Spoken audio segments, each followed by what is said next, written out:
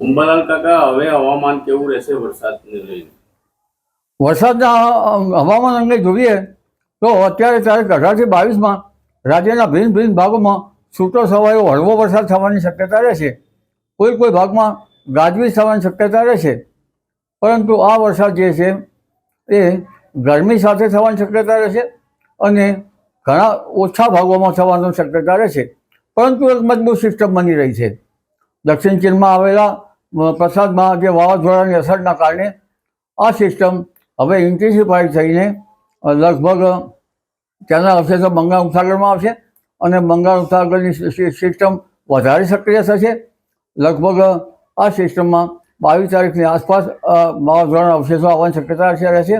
એટલે પ્રશાંત મહાસાગરના ભારેખમ અવશેષો આવ્યા પછી બંગાળ ઉપસાગરની સિસ્ટમ મજબૂત બનશે અને તારીખ 24 આ સિસ્ટમ ડીપ ડિપ્રેશન બનવાની શક્યતા રહી છે અને ત્યારબાદ આ સિસ્ટમ લગભગ ઇન્ટેન્સિફાઈંગ થઈને ઓડિશાના ભાગો, વિશાખાપટ્ટનમના ભાગો અને ત્યાં થઈને આ સિસ્ટમ આગળ જતાં લગભગ મધ્યપ્રદેશના ભાગોમાં આવશે અને તારીખ 27, 28, 29, 30 અને 30 ગુજરાતના ભાગોમાં આવવાની શક્યતા રહેશે.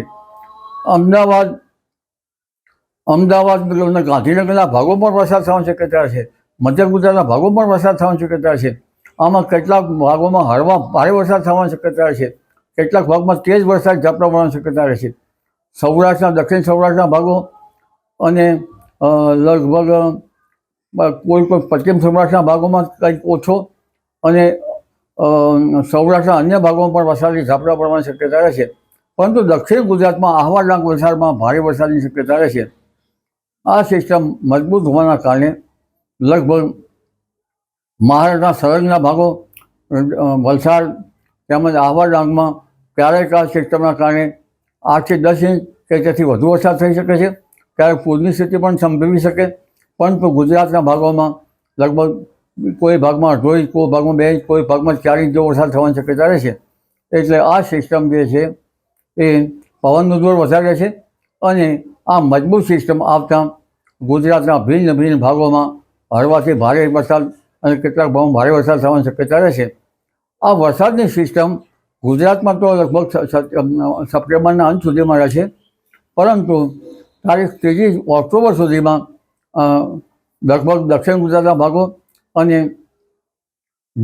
પૂર્વ ગુજરાતના ભાગો, મધ્ય ગુજરાતના ભાગો અને ઉત્તર ગુજરાતના ભાગોમાં આ સિસ્ટમને જે એક પછી એક સિસ્ટમો બની રહી છે તેની અસરો વધારે થશે અને લગભગ ભારેથી અતિ ભારે વરસાદ દક્ષિણ ગુજરાતના ભાગોમાં અને ગુજરાતના કેટલાક ભાગોમાં થવાની શક્યતા રહેશે. એટલે આ સિસ્ટમની અસર ઓક્ટોબરની શરૂઆત સુધીમાં થવાની શક્યતા રહેશે અને લગભગ ચોમાસાની વિદાય સપ્ટેમ્બરના અંત ભાગમાં થવાની શક્યતા રહેશે. આ વખતે હાથીઓ કેટલાક ભાગમાં ગાજવીજ સાથે વરસાદ કરે તેવી શક્યતા રહેશે.